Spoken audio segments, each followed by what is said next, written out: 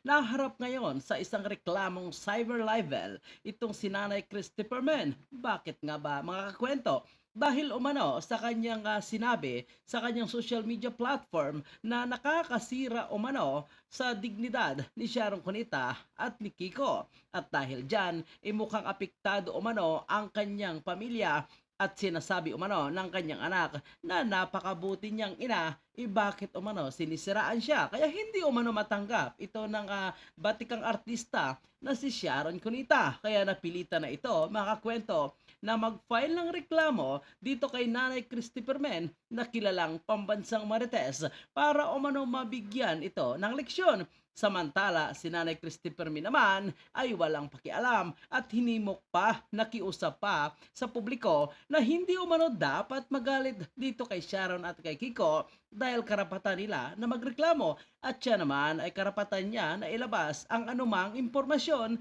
na dapat malaman ng taong bayan. Tapos talk as if they live with us.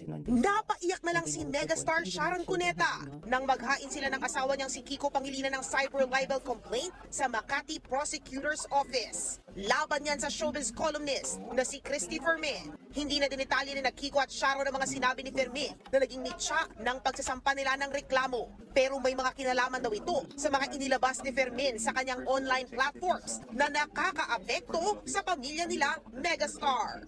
Palagay ko dito mga kababayan ay mukhang masyado lang ata nagdadrama itong si Sharon Cunita at si Kiko dahil alam po natin na malapit na po ang eleksyon mga kababayan po natin at hindi naman lingid sa ating kaalaman na itong si Kiko ay mukhang tatakbong senador. Kaya ang komento ng ating mga kababayan ay hati at mukhang ginagamit ngayon sa isyu ng politika itong pagko-complain dito kay Nanay Christopher Men. Mga kababayan po natin, kayo po ay may sarili ring komento. Ngunit ang lahat na yan ay sinagot po ni Nanay Christy at ayon sa kanya, trabaho lang ito at hindi siya natatakot sa mga ganitong klaseng kaso. Naku po, napakarami na kasing nag-file ng kaso laban dito kay Nanay Christy. Ang pinakabago nga lang po ay itong kay Bia Alonso at ang nanay po ni Sara Labate dahil sa mga artikel na nilabas ni Nanay Christy. Naku po, mukhang veterano na rin si Nanay Christy sa mga kaso. At mukhang ito ang sinasabi ni Bongbong Marcos na kapag may kaso, hindi dapat papaniwalaan. Naku po, mga kababayan. Buong pamilya kasi ang... Oo na-affect. Pati mga anak ko, yung parang si Frankie, ganyan. Parang, oh my God, they're kids, they're studying. Wala silang ginagawa.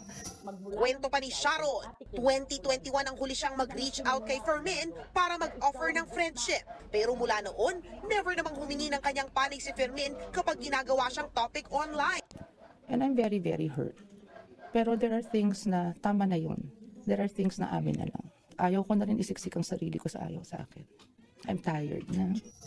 Sa 1PH at Radio Artista talaga, mga kababayan po natin. Kahit yung pasimpleng pagkasampa ng kaso, abay mukhang may halong pagdadrama pa nga po, mga kababayan po natin. At kaya na sinasabi ni Nanay Christy, sagot niya po, o sagutin niya kung ano man ang kanilang mga reklamo. Ay pamulilitika lang ito mga kababayan po natin. Baka ito ay isa sa ginagamit po ni Kiko para sa parating po na eleksyon mga kababayan. impormasyon sa nilalaman ng isinampang cyber libel. Naniniwala siya na parte ng kanyang trabaho ang mga ganitong klaseng reklamo. Kapag ikaw ay nasa ganyang mga linya, katulad namin ng mga mamamahayag, naku, territorial po ang mga ganitong kaso, yung libel case, cyber libel, pataas ng pataas ang mga level, talagang... Ayan na po mga kakwento, pataas daw ang level, sabi ni Nanay Christy Fermin, ang tinatawag nga nila na pambansang marites. Iano naman po ang mga komento ng ating mga kababayan. Ito galing po sa mga ordinaryong netizen na nag-oobserba at mahilig din po pakikimarites. Ang sabi dito ng isa na pangalanan po nating si Angie, yes, para mabawasan ang mga sobrang marites. Go, go, go! Pero huwag natin masyadong pakialaman ang personal na buhay. Sobra na yan.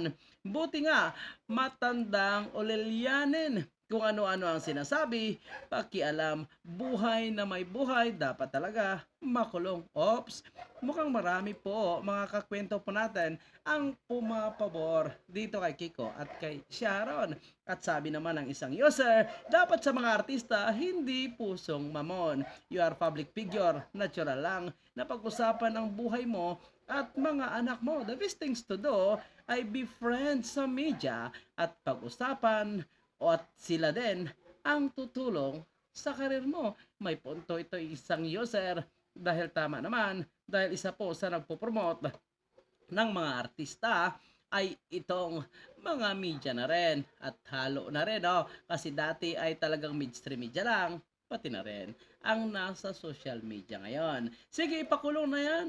Over na sa kakachismis. Agoy, magkaiba ang mamahayag at paninira. Dapat ipako ang mga marites. Napakasakit naman para sa mga marites. Ipapako talaga, sabi ng isang user na nagngangalang Ryan. Abogado yan si Kiko, hindi talaga nag-iingat si Christy kung sino ang binabangga. Willie Revillame, sampa na din po, pati Mimi Vice, nako po, napakarami na palang nag-aabang para magsampa ng kaso dito kay Nanay Christy. Kayo po mga kababayan po natin, ano rin po ang inyong komento? Comment na po sa ating comment section. At yan po yung ating panibagong kwento. Maraming salamat.